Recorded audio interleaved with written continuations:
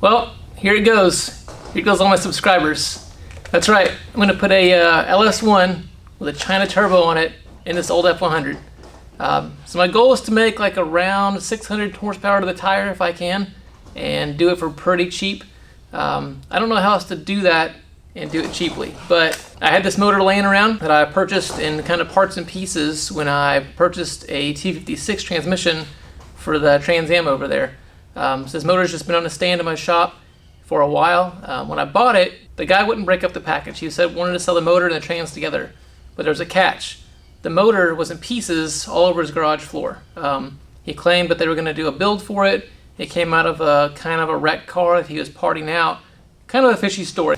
So what I want to do is like a 3 or 4 part series here where we go through this engine and kind of look at what's wrong with it. I know it's missing a few parts and pieces, so I gotta kind of go scavenge those back together from various sources on the internet.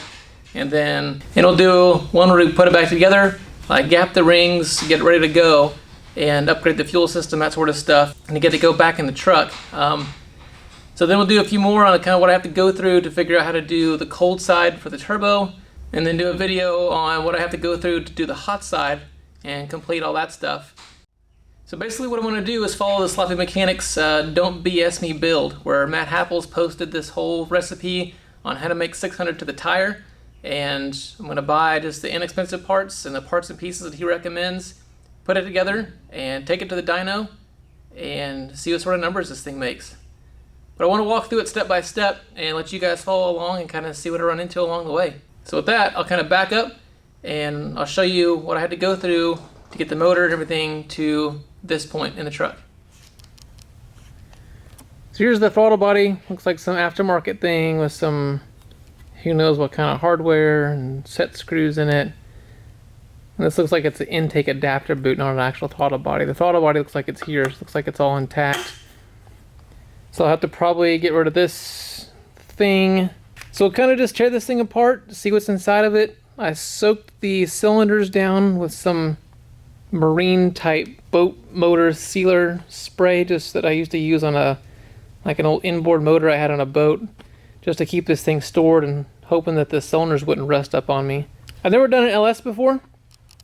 I've done a bunch of old pushrod motors and that sort of stuff, but never a fuel injected LS. Another pretty simple. A lot of guys mess with them a lot. I never have, so be kind of an interesting thing to see what sort of problems I run into and what's hiding inside of this motor. Always the question with the engine that was taken out of a car. What was wrong with it? Why'd they pull it out?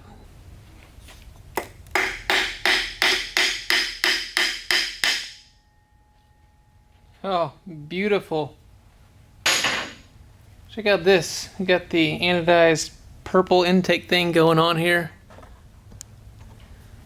We got some custom electrical tape gasket happening. Yeah, this is going to be beautiful. I can already tell.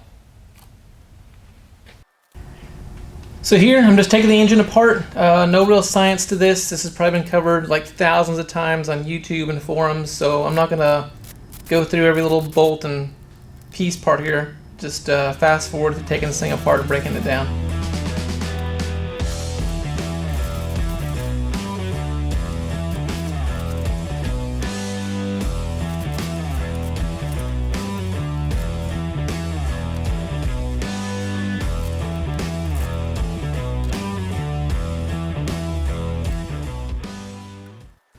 Well, so far pretty easy. This thing's missing more bolts than I thought. It was, the water pump only had 2 bolts holding it on, so I'll have to figure out how to get some more bolts to put a water pump on this thing. Maybe I'll just make a junkyard run and go see how many bolts I can scavenge off of a 5.3 or something.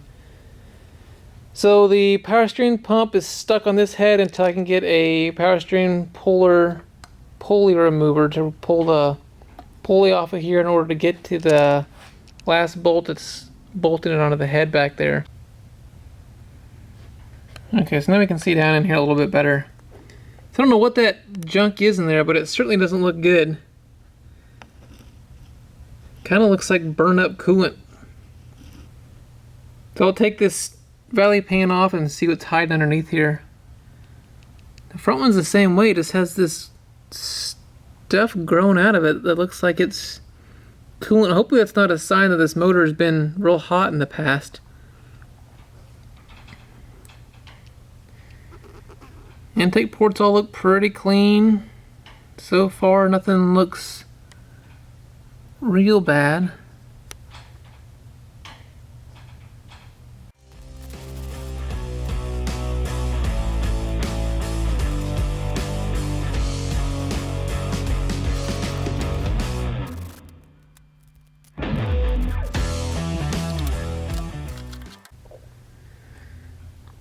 So here's the heads that came off this thing. So check this out. Look at the plug gaps. So this plug gap is pretty small and pretty tight. This one here is huge. This one here looks a little more normal. Another pretty big giant one. So no idea what this thing's been through, but there's a valve, the exhaust valve on this side looks like it's got a little bit of wear on the outside of it. So then on this side here, if we look at this down in the exhaust port, so I'm just going to hold the camera down in the exhaust port, and what I'm going to do is shine this light around the back side of the valve, and then what we see in here is that light going by that valve. So this is obviously either a bent valve or the valve seat's burn up to where a light is shining through the valve seat. So it looks like this valve at least is going to need some attention. Either it needs to be replaced or lapped in, or this thing needs to have a valve job done before it can go back on the car. Also found this mark on the head. There's a, I was thinking it was a salvage yard mark, but it says TCS. Not sure what that is. I'd assume something salvage, but why they'd have a 5-digit number afterwards, I'm not sure. And then on these heads, they also have a manufactured date of 11/20 of 97, which I guess would comply with this thing being like a 98, 99 model car. Just kind of odd that it would have some sort of junkyard writing on here, unless somebody's done some head work to this thing at some point, but these heads definitely aren't fresh. So, no idea. But I'll pull that valve out, and so it looks like this exhaust valve may not be so bad after all. Looks like it may have just been stuck open, and then that allowed some corrosion to build up. There's a little spot of, just looks like some corrosion on the seat here.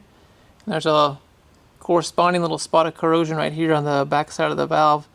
So what I'll do is I'll check this valve for run out real quick. I'll just chuck it up in the lathe and put a gauge on it and spin it. We'll see what that looks like. If that checks out good, I'll just put some valve lapping compound on the back of this thing here and lap it back in kind of haphazardly with a drill. And then give the cylinder a quick alcohol or water test and hope for the best. So it looks like this valve's spinning pretty true. It's got about 2 thousandths worth of run out in it, and that could just be due to the way I've got it chucked up in the lathe as well. You could probably get that thing to spin almost perfectly true. So you can see it roll around, and it's pretty much nice and centered. My guess is that this little imperfection I've got here where it's chucked up, just not quite exactly true, is causing that 2 thousandths with the run out. But so all in all, we'll call that valve good. If it was bent, we'd see it doing some weird walking stuff down at this end. Looks like it's not, so I'm just going to clean this up a little bit. Here's some super old valve lapping compound I got laying around. This is the coarse grit stuff.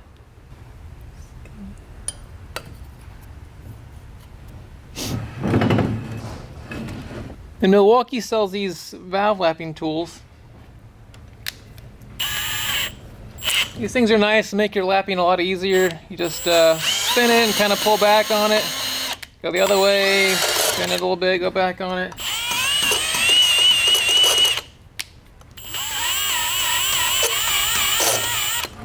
Sounds like it needs some oil in that shaft there.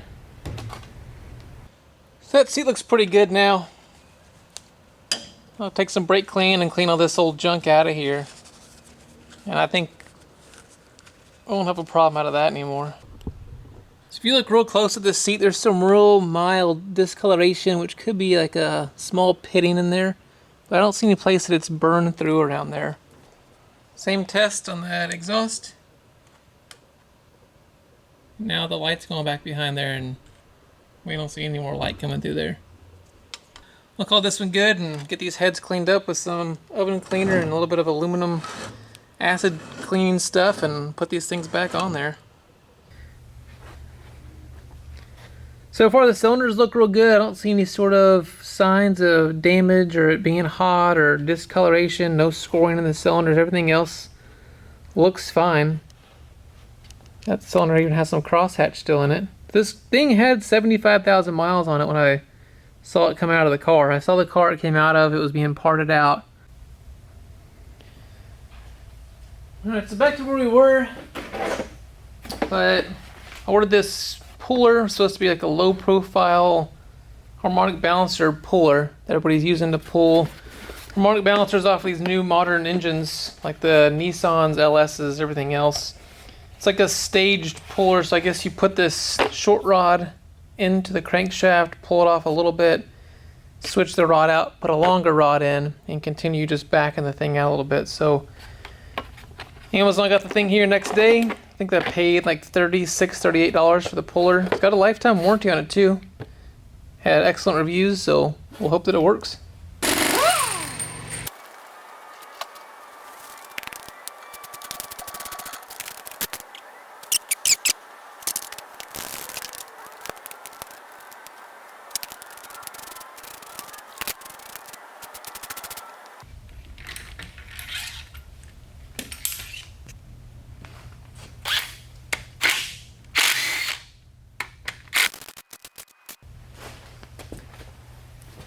I guess before I turn this thing over, it'd probably be a good idea to see if there's any oil in that oil pan. I'm not sure that there is or isn't, but there's actually oil in there. And there's a magnetic drain plug. There's stuff on the end of the plug.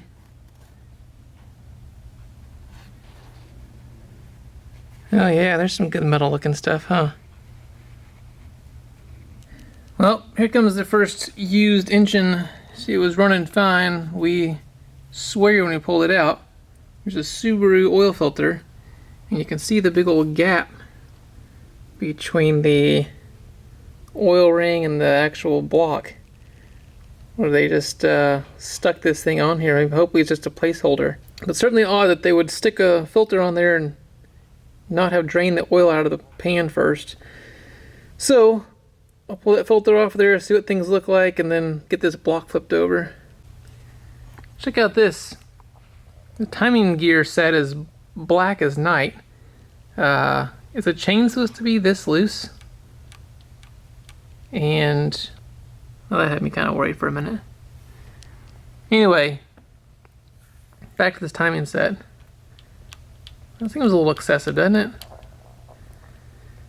Maybe I'll just put a stock replacement back in there.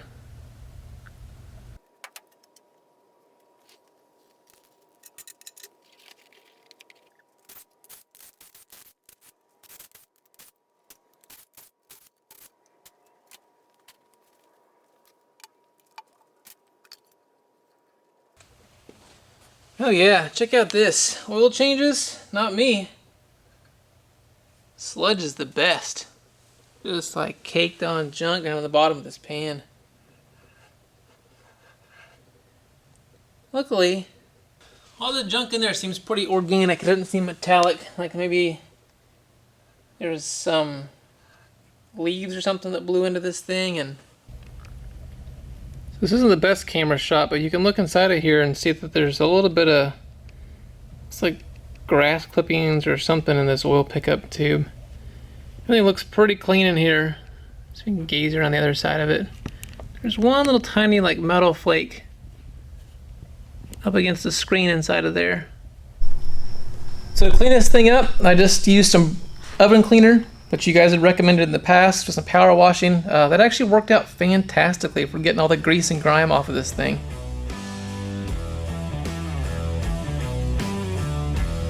So all you see here is me soaking the thing down with oven cleaner and then taking the power washer to it.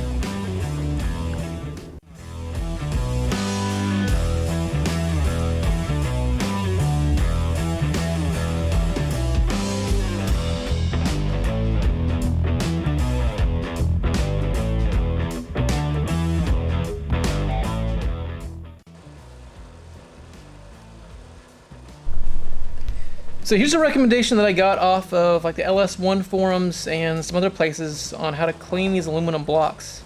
They actually recommend this acidic toilet bowl cleaner. It turns out this wasn't the best solution for cleaning all the aluminum parts. It worked out really well on the block, but the rest of it was pretty questionable. So all I did was pour this stuff into a spray bottle that I also bought at Home Depot and soak this thing down. And again, after it sat for a little bit, I've just power washed it off.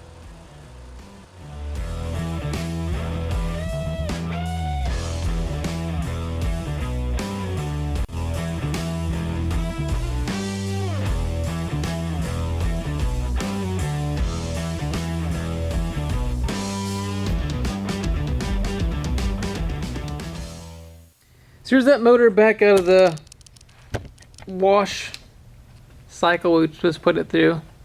So the block came out looking real good. That toilet cleaner worked out real well. It kind of acid etched the outside of it and cleaned it up, and looks like I thought it should.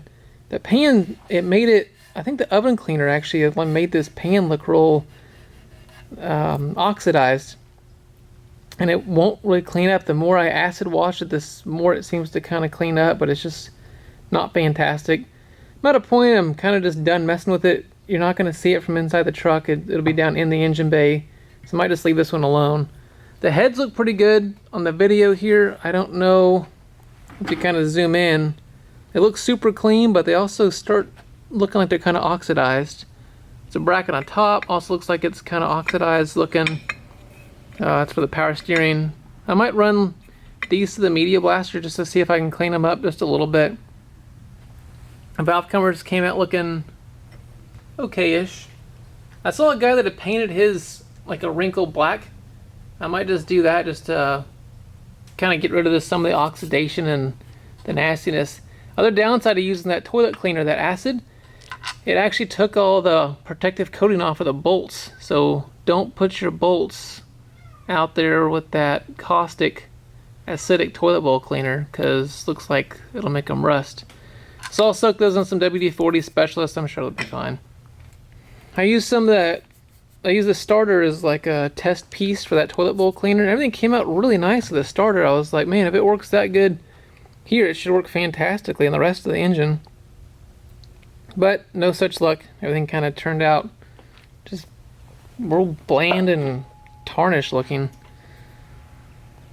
Anyway, it's nice that it's nice and grease free. You can touch it and your hands don't get dirty anymore. So I think we're going to call this good enough after a little bit of playing with the media blaster, and get on to taking this thing apart the rest of the way, getting the internals apart, checking them out, and getting those ring gaps opened up a little bit. So go through and pull these pistons out of here. So step one, I went through and just put a number on each one of the rod caps. And I mainly took my rod engine stamp kit here and went through and physically stamped the number on each one of the rods. Just even if that paint gets washed off, it won't be a big deal. I'm just going to go through here and crack these guys loose.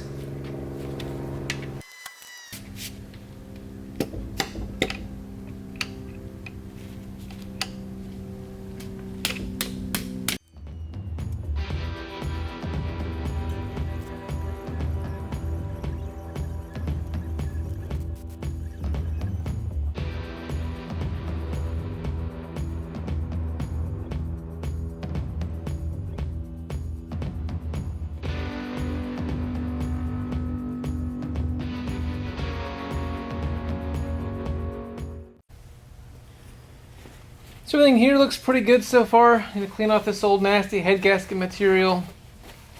And I'm going to take these rings off these pistons and go through and start cleaning them up and measuring them.